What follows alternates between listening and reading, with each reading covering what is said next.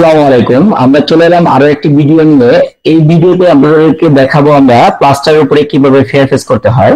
আর এই fair face করতে হলে অবশ্যই আপনাকে ভালো করে প্লাস্টার করে নিতে হবে। প্লাস্টারটা অনেক সুন্দর হবে।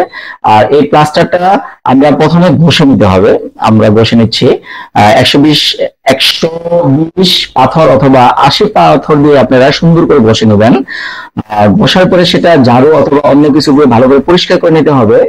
পরিষ্কার করার পরে পানি দিয়ে ভালো করে ধুয়ে নিতে হবে, যাতে এটার উপরে যে এক্সট্রা ময়লাগুলো আছে, ডাস্ট গুলো আছে, সেগুলো যাতে না থাকে। এই পানি পরে যে এটা যতক্ষণ শুকাবে ওই সময় ফাঁকে আমরা আপনাদেরকে দেখাচ্ছি কিভাবে আমরা যে ফেয়ার ফেস করব, সেই ফেয়ার ফেসের যে মূল উপাদানটা কিভাবে তৈরি করতে হয় সেটা আমাদেরকে দেখাবো। আমরা প্রথমে কিছু কালো সিমেন্ট নিচ্ছি, পরিমাণ মতো কিছু কালো সিমেন্ট নিচ্ছি। আমরা যে পরিমাণ কালো সিমেন্ট নিচ্ছি তার দ্বিগুণ পরিমাণ হোয়াইট সিমেন্ট নেবো। আর হোয়াইট সিমেন্ট আমরা এখানে মূলত যে পরিমাণ কালো নিচ্ছি তার ডাবল আমরা হোয়াইট সিমেন্ট নিচ্ছি। আপনারা চাইলে এটা পরিবর্তন করতে পারেন, এটা কম বেশি করা যাবে। আর এটা ভালো করে সেঁকে নিতে হবে, সিমেন্ট গুলোটাই ভালো করে সেঁকে নিতে হবে, যাতে এটার মধ্যে যে এক্সট্রা ময়লাগুলো আছে সেগুলো না থাকে। ছাকার পরে এই হোয়াইট সিমেন্ট এবং কালো সিমেন্টটা ভালো করে মিক্স করতে হবে, যাতে এটার মধ্যে আপনার একটা সাদা কিছু সাদা কিছু কালো আলাদা আলাদা না থাকে। ভালো করে মিক্স করে নিতে হবে। আমরা এখানে হাত দিয়ে মিক্স করে নিচ্ছি, আপনি যারা অন্য কিছু মিক্স করে নিতে পারেন।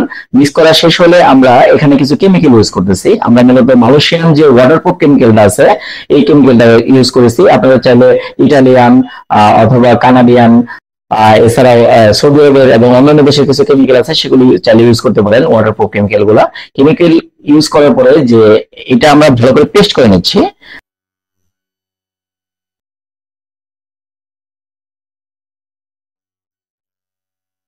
আর পেস্ট আকৃতি রান্না হওয়ার পরে সেটা আমরা যে আমাদের ওয়ালটা ভালো করে ধুয়েছিলাম সেই ওয়ালের মধ্যে হুইমিটার মাধ্যমে পুডিং কেটে নিচ্ছি। আর এই পুডিং কাটাটা মূলত আপনার কাটার পরে এটা পানি দিয়ে ভালো করে কয়েকবার ভিজিয়ে নিতে হবে, শক্ত হওয়ার জন্য পানি দিয়ে ভালো করে ভিজিয়ে নিতে হবে। ভিজানোর পরে আপনারা এই ওয়ালের উপর ডিপেন্স করে 2 কোট অথবা 3 কোট, 2বার অথবা 3বার এইভাবে পর পর 3বার পুডিং কাটতে হবে। পুডিং কাটার পরে এটা একটা মোটা ফ্লক তৈরি হবে। এটা মানে 2-3বার পুডিং কাটার পরে মোটা একটা ফ্লক তৈরি হবে।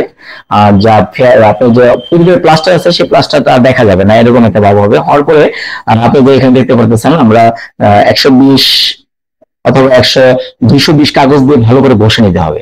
120 এবং 220 কাগজ নিয়ে ভালো করে বসে নিতে হবে। বসার পরে সেটা প্যান দিয়ে ভালো করে ধুয়ে নিতে হবে। ধোয়ার পরে আপনারা যে আমাদের মেল ফেয়ার ফেস সেই কালার এবং স্মুথ পেয়ে যাবেন।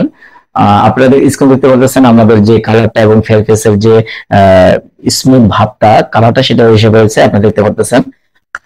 আপনারা চাইলে নিজের এরকম করে ফেয়ার ফেস করাতে পারেন। যদি বিশেষ কারিগর অথবা টেকনিশিয়ান কাছ থেকে চান তাহলে আমাদের সাথে যোগাযোগ করতে পারেন। আমাদের কনফিডেন্স সলিউশন এবং 337 জিএম বাই সময় যে কোনো সময় আসতে পারেন এবং আমাদের স্ক্রিনে এই নাম্বার যোগাযোগ করলে আমাদেরকে পেয়ে যাবেন। আসসালামু আলাইকুম।